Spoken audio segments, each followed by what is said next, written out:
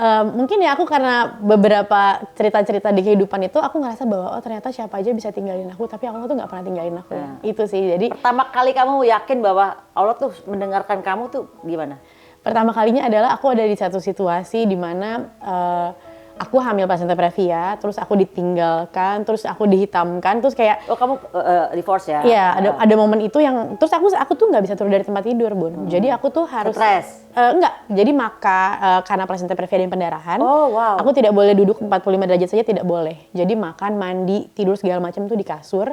Itu kayak diem kayak aku nih hidup kok kayak mati rasanya, tapi kok aku masih hidup gitu ya. Terus aku cuman pengen gelap, pengen sendiri karena itu mungkin titik terendah setiap manusia ada gitu kan ya. Dan di situ aku kayak aku kok tetap bisa berjalan hidupnya adalah ya cuman karena Allah aja gitu. Dan aku sadar bahwa di titik itu aku harus berhenti berprasangka buruk sama panjang angan. Kita udah keburu takut nih sama tahun depan bakal terjadi apa, besok terjadi apa. Padahal aku hidup sampai besok aja aku nggak tahu gitu. Dan orang tuh datang dan pergi pun itu juga Allah ya yang ngizinin gitu. Betul. Jadi sampai pertemanan pun itu bagian dari doa aku. Ya hidup tuh tentang persiapan ditinggalkan atau meninggalkan. Jadi versi kita yang lebih baik aja lah setiap hari yang kita mampu ya. Karena kamu belum berdoa masalah jodoh, apakah kamu mengalami trauma? Enggak.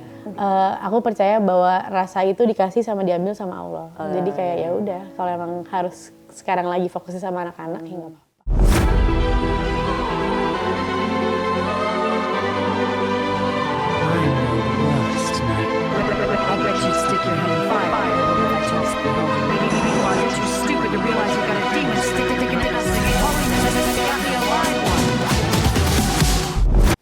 Hidup adalah kisah perjalanan usia.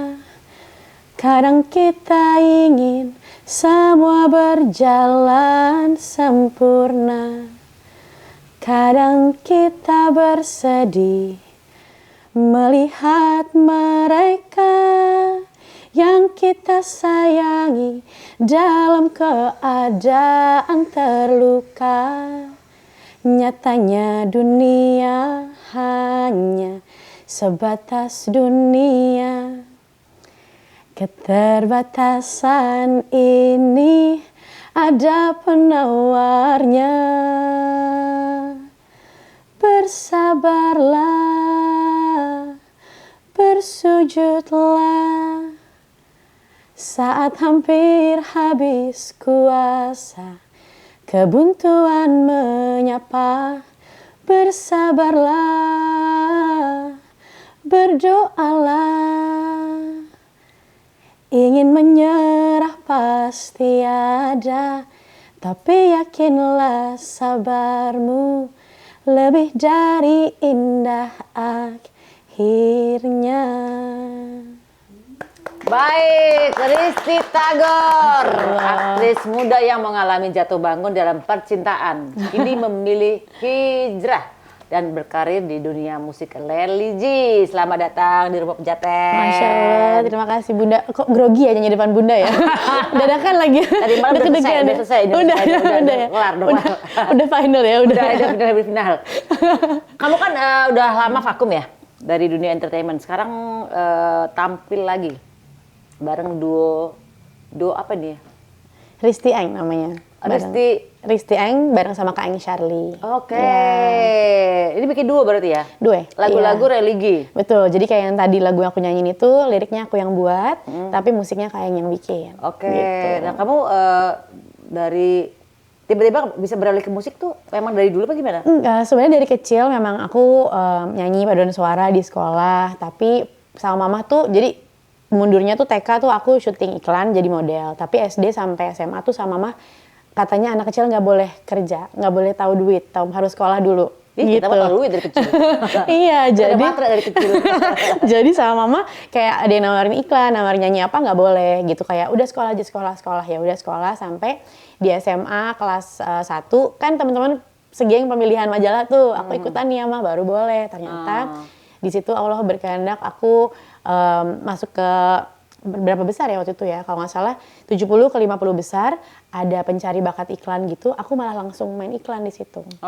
Lompat. Itu casting berarti? Jadi enggak casting, jadi sebenarnya aku ikut majalah, tapi kan itu ada pemilihan bakat tuh di mall. Banyak tuh kan kayak agency, PH. Nah, di situ salah satunya ada ini brand iklan. Jadi aku malah nggak jadi ngelanjutin majalahku, langsung main iklan dulu Bun. Terus disitulah langsung main sinetron, main film, jadi nggak nyanyi gitu. Nah nyanyinya pas udah mulai main sinetron dan film aktif, beberapa kali sih nyobain rekaman, tapi kan stripping nggak bisa ditinggal. Jadi akhirnya stripping lagi, sinetron lagi. Nah mulai punya anak-anak, terus hijrah pakai hijab. Terus ngapain lagi ya gitu kan, kalau ninggalin anak-anak syuting sinetron kayaknya nggak tega gitu kan, belum bisa. Jadinya aku akhirnya cobalah dakwah lewat lagu, yaitu bikin lagu religi. Apa yang membuat kamu hijrah? Pada saat itu yang membuat aku hijrah di 2012, Arsen anakku yang pertama mau ulang tahun ke-1. Aku tuh di situ udah menikah, sudah punya kerjaan gitu ya. Ibaratnya di waktu itu tuh umur aku sekitar 22 tahun tuh kayak alhamdulillah Allah kasih semuanya, tapi ada yang hampa rasanya. Apa ya kok kayak gini? Ternyata karena aku tuh belum kenal siapa Tuhan aku belum beribadah. Mungkin karena dulu Kamu udah kenal sekarang? Ya, aku sekarang sudah lebih kenal. Aku lebih bisa pasrah sih ngadepin apa-apa gitu ya. Jadi udah kayak terserah Allah aja, maunya Allah aja gitu kan. Terus nah yang bikin hijrah itu satu hari aku ngelihat Arsen tidur, terus aku ngeliatin aku tuh mau apa sih hidup gitu. Terus aku ngeliatin yang aku kepengen tuh apa ya. Kan kalau ngeliat anak tuh dia aktif kan, begitu tidur jadi malaikat ya, yang kita lihat tuh kayak ya Allah lucu banget. Dan aku kepengennya adalah aku pengen punya anak yang baik, pintar, soleh gitu. Tapi gimana bisa punya anak yang kayak gitu kalau ibunya tuh belum soleha gitu, pikiran aku saat itu. Dan memang hidayah yang datang waktu itu lewat aku itu lewat sinetron Bun. Jadi beberapa sinetron kok selalu dipakein jilbab, padahal aku tuh belum pintar sholatnya, belum bisa bacaan sholat, belum bisa baca Al-Quran gitu. Jadi bentukannya kan mukanya Arab ya, jadi orang selalu berpikir aku bisa ngaji gitu ya, padahal nggak bisa gitu. Jadi itu justru jadi tantangan, kayak aku ngerasa bahwa kadang Tuhan tuh bikin kita malu memang supaya kita belajar gitu. Tiba-tiba aku dapat pakai peran, dapat sinetron itu perannya adiknya Ustadz. Bahkan aku nggak tahu kan lingkungan santri itu kayak gimana, nggak tahu. Tiba-tiba suruh baca ayat Al-Quran, terus disuruh berdoa, kayak aku nggak tahu itu surat apa. Jadi ada rasa malu yang akhirnya kayak oh mesti belajar ya, hidup tuh mesti belajar gitu. Jadi tahun 2012 ya? 2012 aku hijrah, akhirnya menutup aurat. Nah, aku benar agak orang setuju hijrah itu adalah menutup aurat ya. Hijrah itu menurut aku adalah berpindah, betul. Dari hal yang lama menjadi yang baru. Betul, setuju. Kebanyakan orang tuh menganggapnya menganggapnya hijrah adalah pakai jilbab ya kan. Padahal sebenarnya itu cuma wajib. Maksudnya kan sebenarnya kalau kita mau pakai jilbab ya memang perempuan pakai jilbab misalnya gitu kan. Tapi maksudnya kalau hijrah adalah perbuatannya dia yang lebih baik dari sebelumnya. Betul. Jadi bukan cuma sekadar jilbab aja kan. Betul. Mungkin ya ketaatannya, ibadahnya lebih baik dari sebelumnya. Betul. Gitu. Nah ini Risty Tagor juga baru kembali ke layar lebar nih. Ada shock momennya nggak? Balik lagi nih setelah 15 tahun. Iya. Jadi kalau sinetron sempet tuh aku masih sinetron terus nggak lagi. Nah kalau film itu 15 tahun dan tahun lalu tiba-tiba aku dihubungi sama salah satu production house untuk bergabung dalam film Home Sweet Loan. Dan itu salah satu sebenarnya keyakinan aku bahwa ini Bun, the power of doa aja sih. Apa-apa tuh minta aja gitu sama Allah. Jadi, betul banget. Jadi aku tuh benar-benar kayak aku bilang ya Allah, aku kangen banget pengen syuting lagi, dan aku nunggu anak-anak nih sampai pada sekolah semua. Dan 2024 anakku yang paling kecil Arsila kelas 1 SD. Jadi aku mikir bisa dong ya gitu ya, syuting lagi, nyanyi pun bisa lebih serius gitu, lebih berkarir lagi karena aku rindu banget. Dan ternyata aku pengen ngobrol gitu sama Allah, langsung lah di awal tahun ditelepon, dihubungin. Jadi kayak udah ngomongnya sama yang punya kita aja sih, mintanya gitu ya. Jadi apa aja dikasih, dan ternyata aku jadi kayak ternyata Allah tuh maha mengabulkan doa atau diganti sama yang lebih baik gitu. Betul. Jadi nggak ada tuh jadi doa. Kamu udah sadar itu ya? Iya, aku sudah sadar itu, dan aku sempat melihat artikel beritanya Bunda Maya juga. Bunda Maya melakukan itu saat kayak mau rumah tuh bisa gitu. Jadi bukan lagi, aku udah kayak ibaratnya kita pencipta kita tuh betul kan punya banyak, punya apa aja gitu. Kaya gitu betul, kan. Misalnya ya Allah, aku pengen rumah nih. Kasih ya, cash tapi ngomongnya deket aja ngobrol bukan gitu. Doa yang iya benar. Enggak gitu. Jadi yang benar-benar yang kayak ngomong aja gitu, dan itu kayak yang dikasih tuh kayak kita benar-benar apa ya, sedekat itu sama Tuhan. Benar. Tuhan tuh nggak seangker itu gitu loh. Iya benar. Iya. Allah tuh mendengarkan apapun yang kita minta gitu. Setuju banget. Kadang-kadang karena aku jadinya ngerasa orang tuh suka matahin dirinya sendiri gitu. Betul. Jadi kayak pengen umroh sih, tapi anak mau masuk sekolah misalnya. Jadi pengen umrohnya tuh dipatahin sendiri. Kita yang patahin itu gitu. Betul. Dan aku nggak setuju banget sama kekuatan doa dan ngobrol aja, manja-manja aja sama Allah. Bermanja-manja lah pada Allah tuh luar biasa loh, kayak memang mungkin kamu latihannya pertama gimana? Mungkin ya aku karena beberapa cerita-cerita di kehidupan itu aku ngerasa bahwa oh ternyata siapa aja bisa tinggalin aku tapi Allah tuh nggak pernah tinggalin aku. Itu sih. Jadi pertama kali kamu yakin bahwa Allah tuh mendengarkan kamu tuh gimana?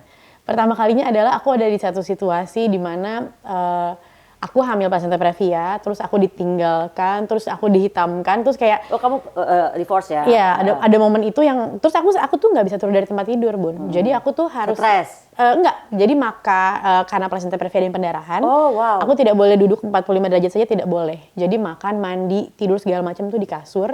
Itu kayak diem kayak aku nih hidup kok kayak mati rasanya, tapi kok aku masih hidup gitu ya. Terus aku cuman pengen gelap, pengen sendiri karena itu mungkin titik terendah setiap manusia ada gitu kan ya. Dan di situ aku kayak aku ngerasa bahwa aku kok tetap bisa berjalan hidupnya adalah ya cuman karena Allah aja gitu. Dan aku sadar bahwa di titik itu aku harus berhenti berprasangka buruk sama panjang angan. Jadi karena kadang-kadang kita udah keburu takut nih sama tahun depan bakal terjadi apa, besok terjadi apa. Padahal aku hidup sampai besok aja aku nggak tahu gitu. Dan di situ aku tuh bener-bener cuman bisa ya udah ibadah, ngobrol sama Allah. Dan di situ aku dikasih banyak banget jalan keluar, kemudahan. Di situ juga karena mungkin ngobrolnya cuman sama yang nyiptain gitu ya.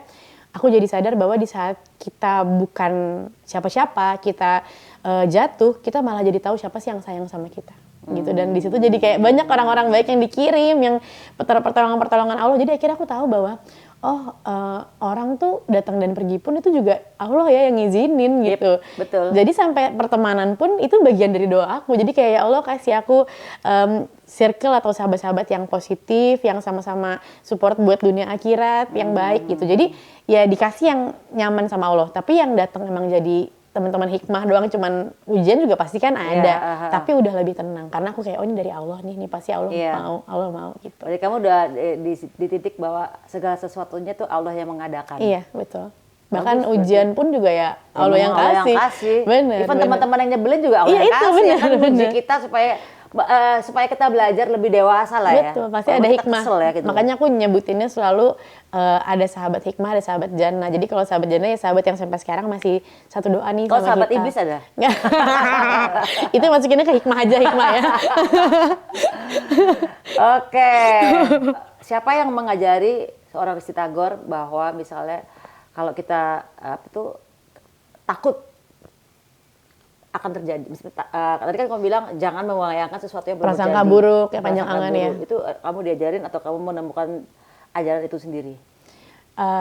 Setelah aku menutup aurat dan hijrah, aku kan ikut banyak beberapa pengajian-pengajian. Okay. Dan aku sering banget ngerasa kayak kenapa ya datang ke kajian tuh abis itu pulang langsung diujinya tuh kayak jadi ini belajar teorinya, prakteknya tuh dikasih langsung gitu kan. Kata Tuhan, kamu mau belajar? Kamu belajar? Oke, siap, kita kasih PR-nya.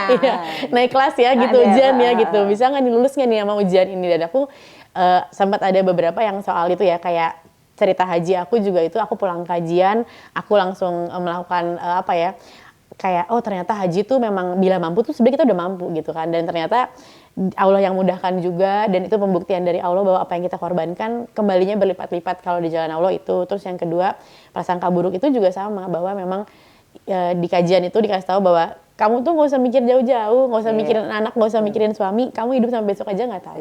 Yang harus paling sering diinget tuh ya matinya gitu kan. Dan memang ya di situ aku sadar bahwa ya hidup tuh tentang persiapan ditinggalkan atau meninggalkan. Makanya kita jadi versi kita yang lebih baik aja lah setiap hari yang kita mampu ya. Karena kan keimanan suka naik turun, emosi juga mau jadi orang sabar terus juga kadang-kadang pasti ada. Lagi mens 3 hari sebelum menstruasi. Senggol bacok. Kok kayaknya orang ini kok mancing banget itu kan itu sebenarnya karena hormonal perempuan juga. Tapi aku jadi lebih tenang aja sih nerima ketetapan Allah tuh, jadi kayak ya udahlah. Apalagi menanggapi yang nggak bisa aku pegang ya, ibaratnya penilaian di luar, terus ibaratnya netizen dan lain-lain udah nggak nyenggol-nyenggol perasaan aku lagi, udah santai banget sekarang. Jadi kamu dimaki netizen pun kamu udah? Dia bikin berita aja udah terserah aja. Jadi kayak misalnya ditanya pun kayak misalnya, Risti udah nikah apa belum? Maunya saya udah nikah apa belum? Jadi saya mau jawab iya atau enggak, saya ngomong jujur saya belum nikah pun, mereka bakal tetap bikin berita. Jadi terserah aja gitu. Kalau gue ditanya, Maya udah nikah belum? Tanya Tuhan. Dia yang lebih tahu gue. Iya benar, benar. Dan Kalau lagi kesel, kamu kapan matinya? Iya. Tanya Tuhan kan? Aku ngerasa awal-awalnya aku bingung kayak, kok mereka menulis berita kayak seolah lebih tahu aku daripada diriku sendiri gitu kan, kayak. Tapi akhirnya kayak udah sih dunia, cuman dunia udahlah biarin aja gitu. Karena penilaian manusia mungkin udah nggak gitu penting ya buat aku selain keluarga inti aku. Jadi kalau mama papa tenang, anak-anak tenang, aku baik-baik aja gitu. Oke, baik.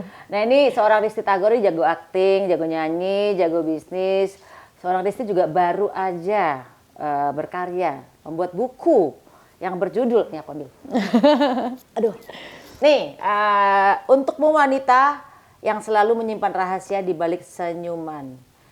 Ini menyuarakan isi hati atau? Enggak sih, ini kalimat motivasi sebenarnya. Karena setiap aku ketemu sama sahabat-sahabat, itu sering banget kan, kayaknya semua orang punya masalah, punya cerita ya Bun. Semua orang bukan Semua lagi. orang ya, nggak ada yang nggak punya. Nggak ada yang nggak diuji kan. Cuman tinggal pilih aja mau ditulis di statusnya apa enggak, mau dicurhatin ke setiap ketemu orang apa enggak gitu ya. Oh, jadi atau ada yang menyimpan.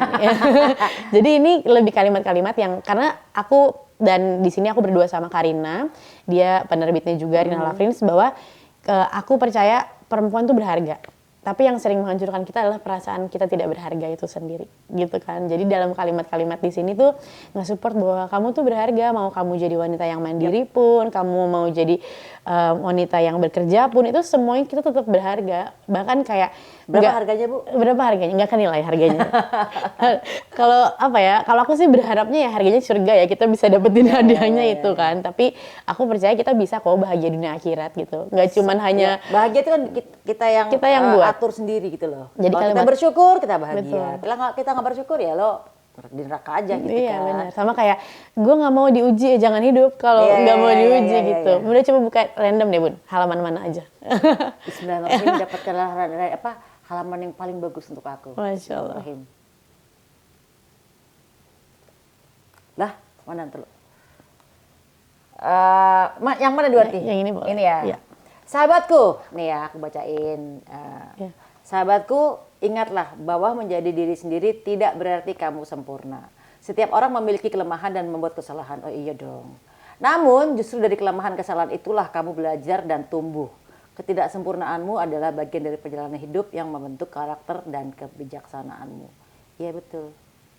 Jadi ya kalimat-kalimat support, jadi support motivasi gitu. Karena memang kadang-kadang kita suka dilemahkan keadaan, kita dilemahkan orang terdekat. Nah dengan buku ini tuh kayak ini perpanjangan tangan aku dan Karina buat sahabat-sahabat gitu. Ini buat wanita-wanita yang suka mendem jeru, suka ngebatin. Tiba-tiba pinggang sakit, kepala sakit, lambung, kumat.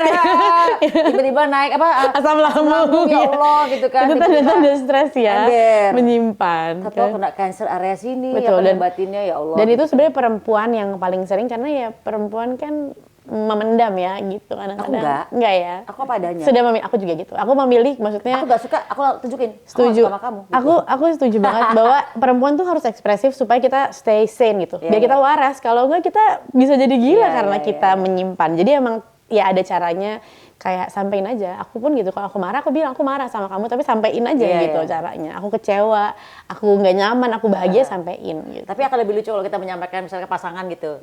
Sayang, yang paling lucu, aku dimarah loh sama kamu loh, beneran loh. Tapi ngomongnya nggak serius. Ekspresinya nggak marah. Tapi ya. itu menyampaikan. Iya betul. Jadi tanggapannya Bunda Maya gitu nggak kalau nyampein? Berantem, ya kan? Bunda Maya gitu nggak kalau nyampein ya? Ya aku pasti, aku kurang suka loh ya. Iya. Jadi ada manjanya ya, ada manjanya. Jadi yang menerima pun nggak kayak lagi iya benar. Nggak yang aku tuh marah sama kamu, beda ya gitu. Benar. Mungkin karena umur ya, jadi makin lama makin menyampaikan sesuatu tuh nggak yang gitu kan. Iya, nggak meledak-ledak. Yes. Dan itu sebenarnya pasti proses yang bikin orang lebih santai ya. Iya, pembelajaran dan perjalanan hidup. Betul. Ya kan, lebih dewasa. Betul. Baik, Risty Tagor sekarang selain seorang aktris, penyanyi, pebisnis dan juga seorang ibu. Di antara semua peran itu gimana kamu membagi waktu termasuk buat me time? Ini ada anak-anak, ada keluarga ya kan, ada kerjaan juga. Kalau buat aku nih perempuan tuh memang belajar terus sih. Hidupnya belajar buat manage karena laki juga. Laki juga ya. Laki perempuan. Karena nggak tahu ya masalahnya ya. Jadi kan bener. maksudnya kalau perempuan kan kita punya tanggung jawab sama anak juga, punya tanggung jawab banyak gitu. Jadi aku ngerasa kayak kita memang harus belajar sama manage terus dan pasti suka ada yang jadi korban nih. Dikorbankan sebentar misalnya aku lagi syuting mau nggak mau waktu sama anak dikorbankan. Tapi komit dan komunikasi buat ngobrol dan kayak sekarang gini setelah kan kalau aku tuh momen paling padat tuh pasti Ramadan tuh Bun. Yang sekarang nih ada tapi aku bisa batasin karena kayak aku sambil ngurus anak-anak ya. Jadi kayak pagi aku selalu masih ngurus anak-anak kecuali aku di luar kota masih memegang momen itu karena aku ngelihat waktu tuh cepet banget ya, tiba-tiba udah gede gitu ya, tiba-tiba udah sekolah, tiba-tiba kayak bunda tiba-tiba udah mau nikah gitu kan kayak cepet banget ya gitu. Kok kita rasanya padahal kita rasanya muda terus gitu kan kayak umurnya bukan lagi muda lagi dibolong kurang kain bahan. Jadi itu yang aku kayak ya harus di manage dan memang mana prioritasnya gitu. Jadi kalau aku memang lebih memilih ya anak-anak tuh ya prioritas karena sebentar lagi mereka bakal sibuk sama dunia mereka sendiri. Tapi aku juga punya hak untuk ya me time. Kalau buat aku berkarir aku ini tuh me time-nya aku, happy-nya aku kan. Oh jadi kamu berkarirnya adalah me time-nya seorang. Karena buat aku ini kayak kerja kerja happy, kerja ikhlas ini yang aku lakuin ibaratnya gitu. Jadi memang ternyata kalau kamu dapat pasangan yang melarang kamu bekerja, pasti kamu nggak bisa lah ya, karena ini me time kamu ya. Iya, maksudnya ya itu sebuah komunikasi dan komitmen yang diobrolin kan gitu. Jadi kalau aku sih biasanya memang pasti ngobrol aja gitu. Maksudnya aku begini keadaannya, tapi tetap ya balik lagi kodratnya ya kalau istri-istri gitu kan. Kalau sekarang kan aku santai, jadi aku tidak perlu izin sama siapa-siapa karena izinnya sama anak-anak dan izinnya juga sama orang tua yang kalau keluar kota nyanyi mah boleh titip nggak gitu anak-anaknya lebih kayak gitu dulu sih. Karena memang mata paling tenang buat aku ya sebenarnya orang tua sih saat ini. Meskipun kita taruh orang lain yang kita percayain, tetap aku masih nyaman sama mama papa buat nitipin anak-anak gitu. Wah, oke. Kalau dapet pasangan yang melarang kamu kerja, wow. Ya kayaknya nggak nyampe. Tadi kan soalnya kan me time-nya kan kayaknya nggak nyampe ke jenjang situ sih, Bun ya. Maksudnya kayaknya kalau emang dari awal aja udah dilarang, mungkin nggak nyampe gitu. Nggak nyampe situ. Tapi kalau dia provide semuanya, aku provide kamu semuanya, tapi kamu di rumah aja deh gitu. Karena aku buat aku sampai saat ini aku baik-baik saja begini gitu. Jadi kayak buat aku pasangan bukan tolak ukur untuk bisa di cover semua jadi aku nggak ngapa-ngapain gitu karena kalau aku sih nggak bisa. Iya. Walaupun di cover gitu ya. Iya benar makanya. Pusing nanti kerja di rumah aja jadi pengangguran malah pikun nih gitu. Maksudnya tadi mau ngomong ternyata bunda pun sama jadi inti aku sebenarnya kayak aku bisa cari duit sendiri Bun. Jadi kayak jangan beli aku dalam sangkar emas itu gitu karena aku pun tetap bahagia. Itu adalah bentuk tanggung jawab laki-laki memprovide kita. Tapi ya kalau bisa tiba-tiba kamu boleh nggak kerja? Enggak, aku mau kerja sayang. Iya, itu buat happy-nya kita loh. Maksudnya kayak ya kalau kamu ngizinin aku ke salon, izinin aku kerja lah ya gitu. Karena aku maksudnya kegiatan itu bikin aku happy gitu. Iya. Dan ya mintanya kan sama Allah balik lagi ya Bun. Jadi minta sama Allah aja buat dikasih yang. Sekarang udah minta jodoh lagi nggak? Nggak sama sekali belum ya? Belum sih. Sekarang prioritasnya anak-anak aja. Anak-anak ya. Anak-anak. Terus kayak aku baru happy balik ke dunia syuting lagi. Alhamdulillah tahun ini dapat film lagi biarpun nggak banyak. Tapi kayak tahun kemarin udah film, tahun ini udah film. Dan film kan nggak lama ya. Kemarin cuma kayak beberapa hari karena aku jadi cameo di film itu. Jadi aku lagi enjoy aja sih sama dunia buku yang baru. Jadi banyak hal yang lagi enjoy sama dunia kerjaan ya. Betul. Sebentar, kamu belum berdoa masalah jodoh, apakah kamu mengalami trauma?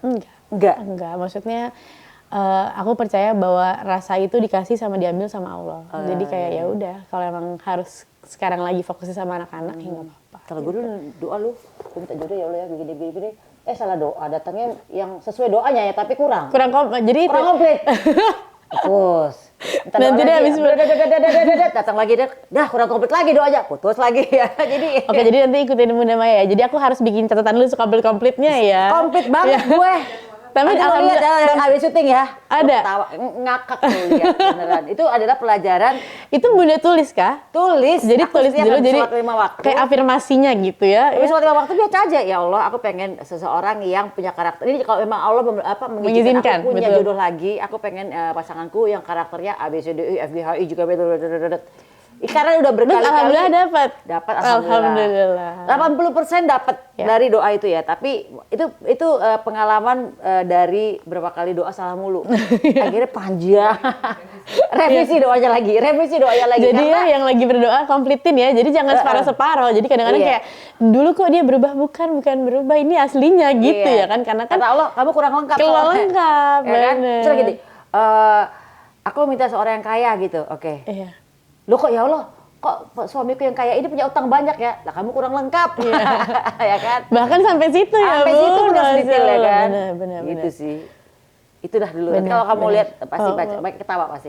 Lihat doa. Jadi itu ya, doanya harus komplit Harus apapun detail, ya, benar. sampai bagaimana treatmentnya dia, bagaimana kelembutan. Dan itu kan sikapnya. balik lagi dari pengalaman Bunda ya. Jadi kan masing-masing orang beda ya. Benar. Kebutuhannya. Yes, karena bahagianya versinya kan beda-beda, benar. Tapi panjang, say. Yes. Karena memang revisi berkali-kali. Salah aja, ini kenapa ya datangnya begini. Bener sih yang gue minta adalah orang misalnya gini, datangnya bener sih. Wah kurang lengkap lagi nih gitu loh. Diharapin lagi doanya lagi. Contoh misalnya gini, ya Allah datanglah orang soleh gitu. Datang orang soleh, solehnya Injil tapi. Nah, ini jadi ntar bapak gue nggak boleh lagi ya kan jadi fitnah. Orangnya sih alim banget tapi versi Injil gitu kan. Jadi, beda arahnya ya. Sebentar. Salah lagi. Koreksi lagi pengikutnya Nabi Muhammad SAW. Pokoknya gitu, tambahin lagi. Jadi tiba orang soleh ntar bingung nih versinya Musa, versinya Bener. Isa Masih ya kan. Tuh ternyata. Jadi itu kan berarti Bunda Maya itu kayak doa-doa yang terwujud itu udah jadi salah satu bukti nyata ya bahwa Allah tuh maha kaya, maha segalanya. Maha apapun, kita tuh minta apapun ya. Iya. Serius. So yang kita pikir nggak mungkin pun bisa gitu. Nggak serius sampai yang serius tuh dikabulin sih. Nggak semua. Betul. Cuman maksudnya kalau nggak semua, kalau nggak dikabulin berarti memang diganti yang lebih baik ya. Bukan buat kita, memang, betul. Gitu. Kebanyakan sih dikabulin, bahkan minta yang bercanda pun dikabulin. Apa contohnya yang paling bercanda apa? Contoh nih. Ya Allah, ada orang bawa apa tuh rendang daging. Iya. Ini sama teman-teman nih. Terus aku cuma bercanda gini. Ada rendang daging nih gini. Aduh, rendang daging gua nggak doyan lagi gitu kan ya. Ya Allah, di depan anak-anak itu. Ya Allah, kita lagi pergi di luar negeri. Ya Allah, aku seneng banget loh rendang paru. Kalau ada rendang paru, ya Allah aku seneng banget loh ini. Udah cuman bercanda gitu. 5 menit kemudian teman gue, ada yang mau rendang paru nggak nih?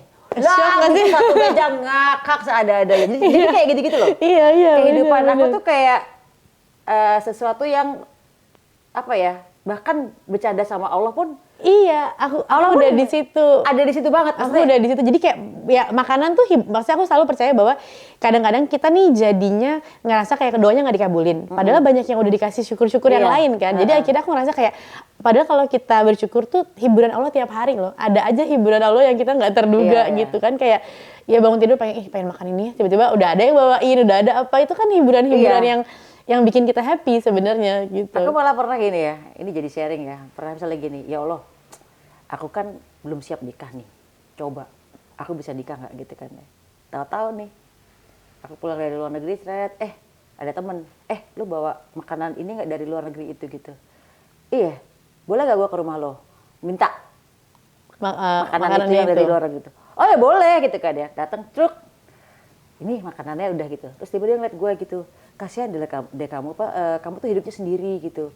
Boleh nggak aku nikahin kamu? Ih ogah karena aku punya bini gitu kan. Ngerti gak? Iya, itu lagi bercanda soal itu aja. Aku tuh bercanda sama Allah, maksudnya ya Allah gini ya. Bisa nggak ya gitu? Bisa nggak ya ada yang mau nikah sama aku? Tapi engkau kan tahu bahwa aku nggak siap nikah gitu kan ya. Iya benar. Dijawab langsung. Dikirim langsung yang seseorang yang mau nikahin gue tapi gue pasti nggak mau sama dia gitu ya kan. Iya. Begitu dia pulang gue langsung ketawa kakak. Ya Allah, kau emang maha lucu. Gitu. Iya benar. Cuma bercanda aja, dibercandain balik sama Allah. Jadi kita kadang-kadang ketawa-ketawa gitu loh.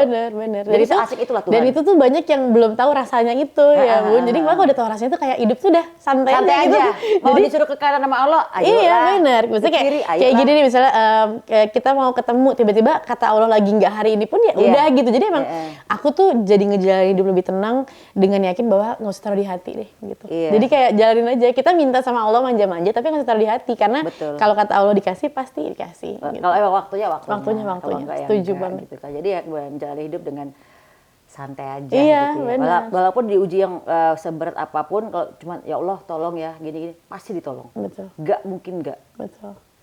ya kan? Setuju banget, Masya Allah. Itu namanya beriman, say. Oke, ini kita ngomongin seorang Risti Tagor ya. Dari semua part perjalanan hidup, bagian mana yang membuat kamu paling sedih dan kamu nggak mau ngelewatin lagi? Part itu.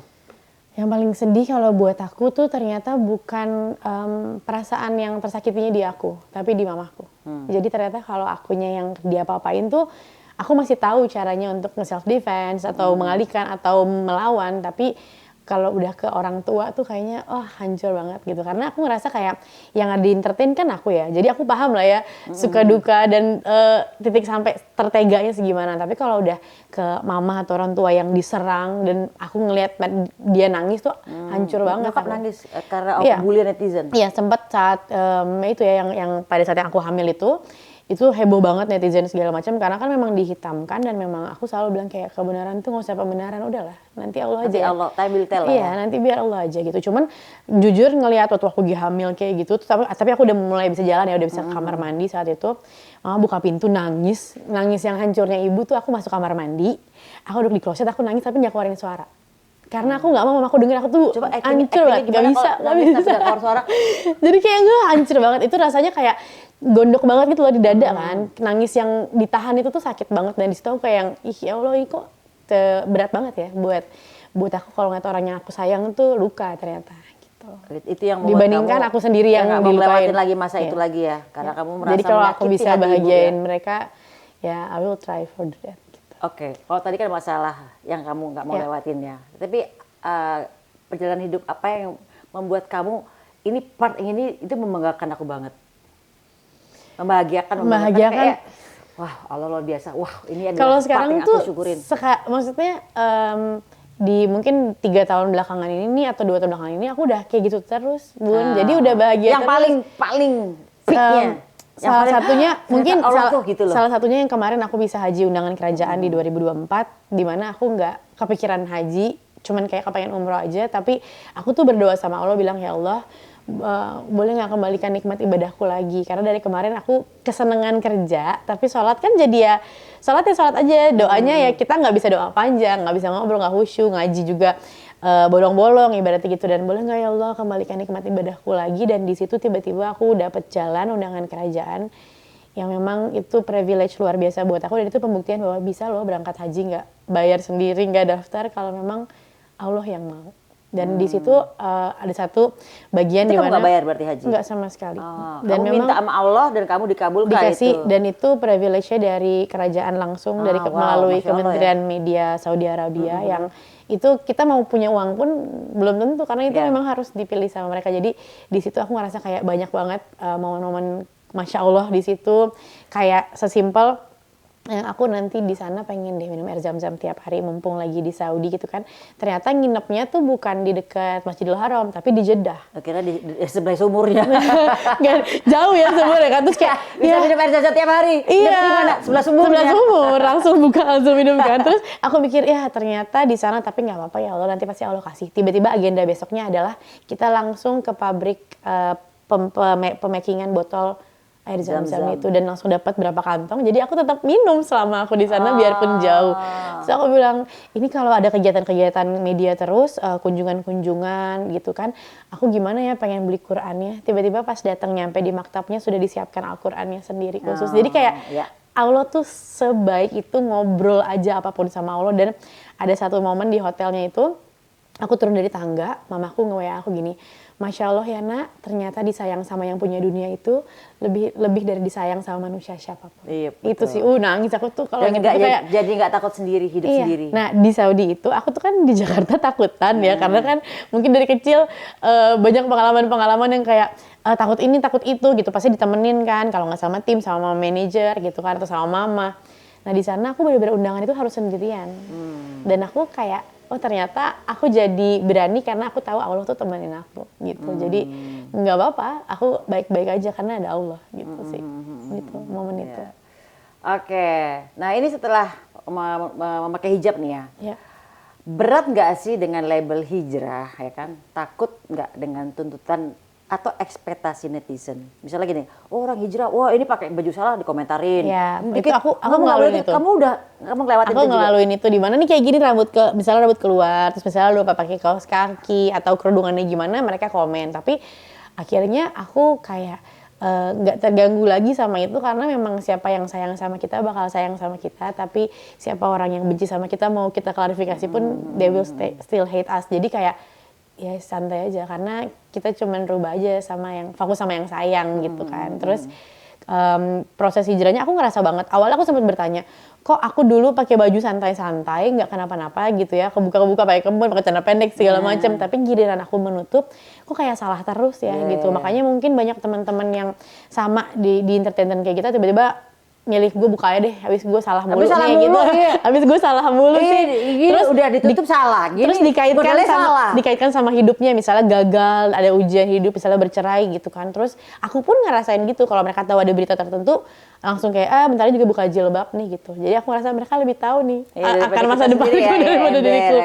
Tapi kalau aku jawabanku adalah yang pertama, jilbabku nggak salah apa-apa. Jadi ini adalah ujian kehidupan aku, jilbabku tuh nggak berpengaruh. Jadi ada orang yang bilang, itu orang pakai jilbab kok bisa nipu ya Ti, itu orang jilbab kok bisa jahat ya Ti, gitu-gitu. Ya, itu oknum kan? Iya, itu buat aku akhlak sama kewajiban menutup aurat itu beda gitu. Jadi nggak bisa kita kaitin.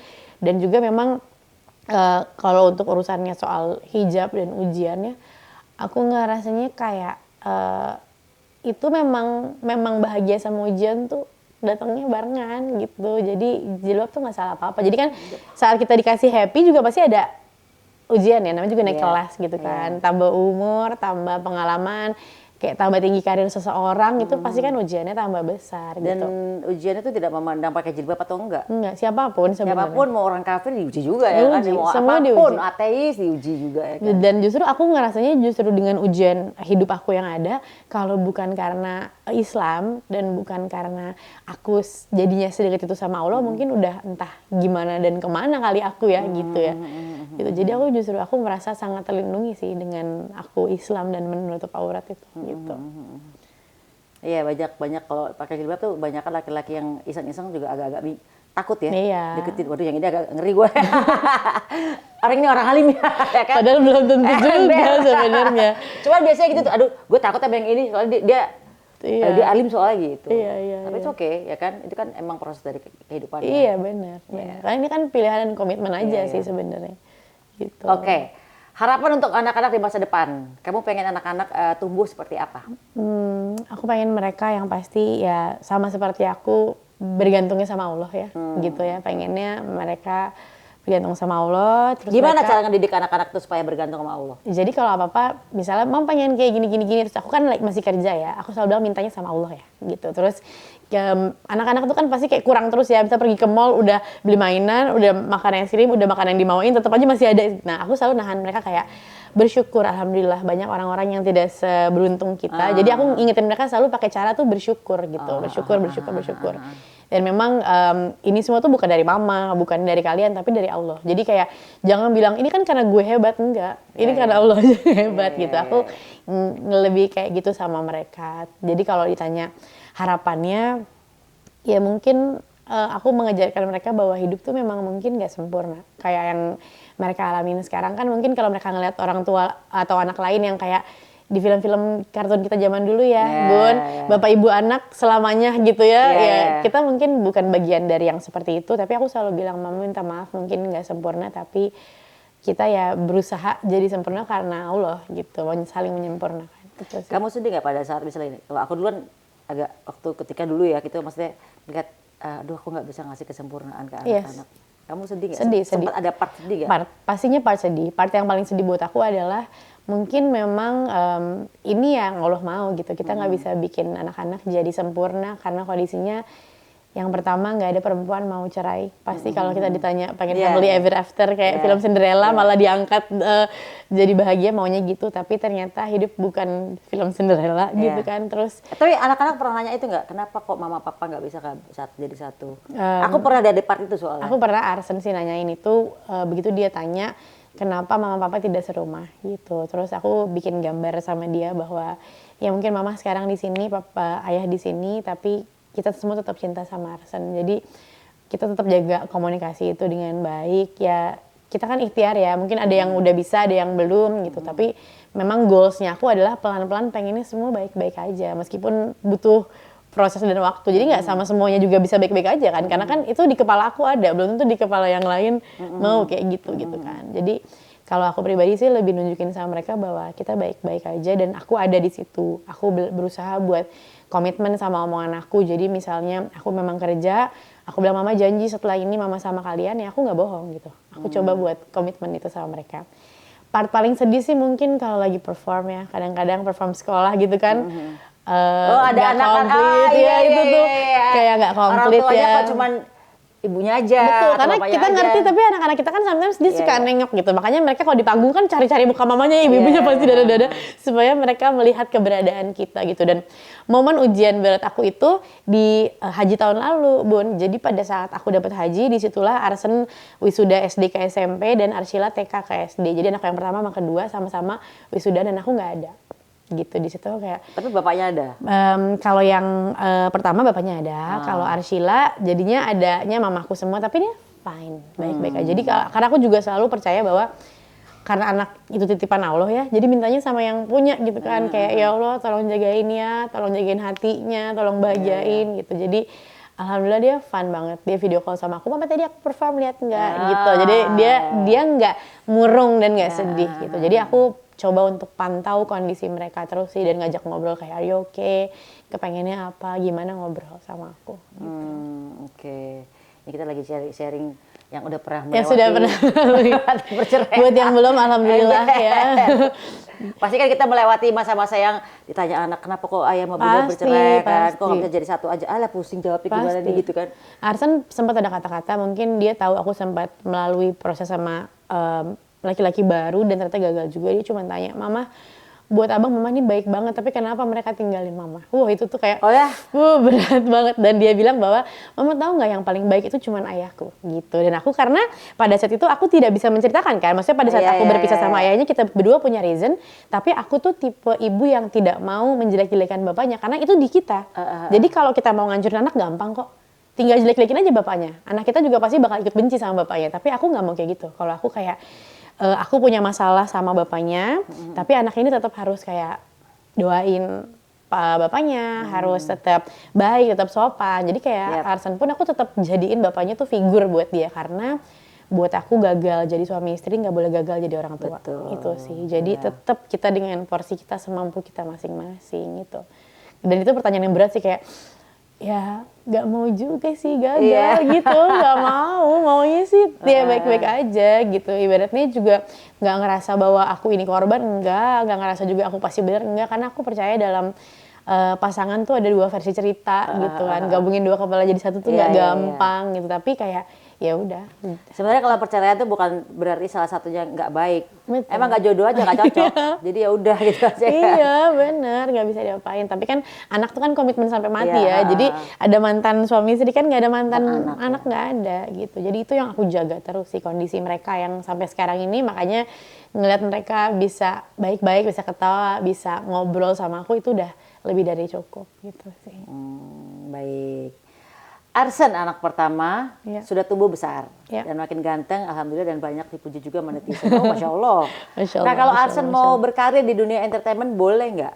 Boleh, aku izinkan. Tapi dianya yang memang belum. Karena kalau aku selalu kalau sinetron aku nggak kasih karena aku tahu bagi waktunya pasti susah. Sempat kemarin ada tawaran misalnya kayak film atau fashion show atau apa, ya kalau emang itu boleh. Cuman kalau kayak film kemarin pas banget filmnya itu dia di ujian kelas 6 SD. Jadi kan selalu ada pilihan kan. Dan aku kayak kemarin nih baru banget kok minggu lalu ada sinetron yang kasih. So aku nanya sama dia, abang mau syuting sinetron nggak? Enggak, aku kayaknya sekolah dulu aja, kalau yang setiap hari di sana aku nggak dulu. Ya udah gitu. Aku ngobrol. Dia pengennya apa? Aku lagi pengen masuk sekolah bola. Oh ya udah sekolah bola. Aku temenin gitu, kayak adik-adiknya taekwondo. Aku bilang, abang mau apa? Ntar mama yang temenin.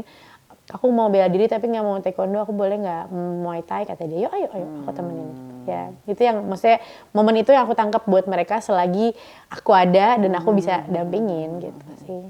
jadi teman. Tadi malam aja masih main catur sebelum tidur. Dia tiba-tiba dia kayak lagi seneng catur kayak, aduh bang, aku kayak sudah terlalu capek untuk berpikir tapi gak apa-apa lah, temenin dulu dia main catur. Jadi ya mamanya ya masih diajak main catur bareng ya. Main. Jadi memang aku berusaha ngejadiin mereka temen sih gitu. Karena era sekarang kan nggak bisa. Kita nggak bisa bukan orang tua yang kayak zaman Dulu bisa yang disabut, bisa dikunci nggak bisa, udah nggak bisa. Kita ditinggal sama mereka nanti. Jadi aku harus jadi temen buat mereka, harus fun tapi tetap sesuai porsi ibu anaknya tetap ada gitu. Zaman sekarang tuh kita harus ngikutin apa yang maunya anak, walaupun kita ya cuma bisa mengarahkan. Betul. Kita nggak bisa kayak dulu lagi yang pokoknya harus begini. Kalau nggak kamu anak durhaka, kau nggak nurut. Nggak bisa. Cuek aja mereka. Terus mereka malah jadi tambah jauh sama kita. Nah aku mepetin supaya tetap cerita, bercanda gitu. Kayak adik-adiknya lagi di meja makan suka bercandain. Ma kemarin aku lihat abang nih sama cewek ini gitu. Enggak. Mereka berantem gitu kan. Kayak bercanda-bercandaan gitu. Aku fun aja dengerin. Abang ada? Nggak ada, tapi mukanya ekspresinya gitu. Abang siapa sih ceweknya gitu. Jadi dirimu lagi di part itu sekarang ya? Iya, karena SMP kelas 1 kan mungkin udah mulai bisa suka-sukaan. Terus adiknya kan, jadi adik-adiknya tuh SD, kak abangnya tuh sekolahnya di atas yang SMP. Jadi mungkin kalau istirahat suka ngelihat gitu kan. Dia suka di meja makan ngaduin, mah gitu loh mah ada ini. Nggak ada ya gitu. Mereka berantem-berantem dan aku ngerasa kayak lucu banget sih momen ini gitu. Anak-anak remaja ntar lebih lagi. Iya, Bunda nih udah melalui yang udah melewati kebedelan anak-anak di beda lagi fase umur belasan ya. Fase umur belasan itu kan fase di mana mereka pengen coba ini, coba mereka ngerasa udah gede padahal mereka belum ya gitu kan. Terus mereka ketemu teman-teman yang mungkin ada yang mungkin udah pada bandel ya kan. Iya benar, pendewasanya berbeda-beda lain kan. Jadi kayak aduh nih anak-anak lagi. Kayak aku misalnya doa-doa kita sebagai orang tuh aku cuma bisa titip sama Allah karena sebatas mata di rumah aku bisa lihat aja mereka keluar, mereka benar belajar apa enggak, sekolah apa enggak, aku nggak tahu apa-apa ya udah cuman kayak ya udah titip sama Allah aja, percayain. Dan kayak misalnya aku beberapa fase lah dengerin dia nyeplos ngomong kasar atau lu gitu, aku selalu bilang sama dia, Abang, di teman-teman Abang mungkin ngomong kayak gitu ya, Abang sama teman-teman Abang. Karena kalau SD aku masih bisa bilang it's a bad word, tapi anak SMP udah nggak bisa aku bilang bad word udah nggak bisa kan. Karena udah bukan anak TK, iya. Anjay. Dari plesetnya lagi bahasa lebih halus ya, kata jadi aku, bejir. Iya, bejir gitu kan. Jadi memang kalau versi halus. Yang penting nggak ngomong yang bener-bener kalimat itu. Kalau aku selalu bilang sama dia bahwa ya kalau kamu sama teman-teman kamu ya, tapi kalau sama orang tua yang lebih tua, yang dewasa, guru nggak boleh, tetap harus sopan gitu. Aku jagain. Jadi supaya kayak jangan ya, kita yang ukur nih, tahu nih sama teman-teman ya udah mau lo gue, nggak mungkin aku paksain aku kamu terus kan. Pasti dia santai juga sama teman-temannya, nggak apa-apa. Tapi jangan sampai sama orang tua kebablasan, kan ada juga yang bablas gitu loh. Jadi saking asiknya sama yang lebih tua pun jadi nggak sopan ya tohnya gitu. Dan aku coba. Ya cuma bisa berusaha aja. Iya. Oke lah kalau gitu kita udah banyak ngobrol sama Risti ya. Udah ngebacain sedikit bukunya juga. Yang kebetulan kita nggak janjian hari ini semua warnanya pink ya. Jadi ini bukan dress code di WA-in ya dress code. Ini bingung ya tiba-tiba semuanya serba pink gitu ya. Kayak kita punya hati yang batin yang kuat gitu ya. Masya Allah. Thank you so much sudah sharing tentang kehidupan, tentang masalah hijrah, masalah anak-anak juga. And mudah-mudahan bukunya banyak bisa memberikan inspirasi, bisa membuat menguatkan para wanita yang suka menyimpan rahasia di balik senyumannya. Masya Allah, Bunda juga terima kasih banyak. Makanya buat Bunda sehat terus, sukses terus, dan tetap terus menginspirasi juga. Amin. Masya Allah. And terima kasih sudah mampir ke Rumah Pejaten. And see you in the next content. Bye.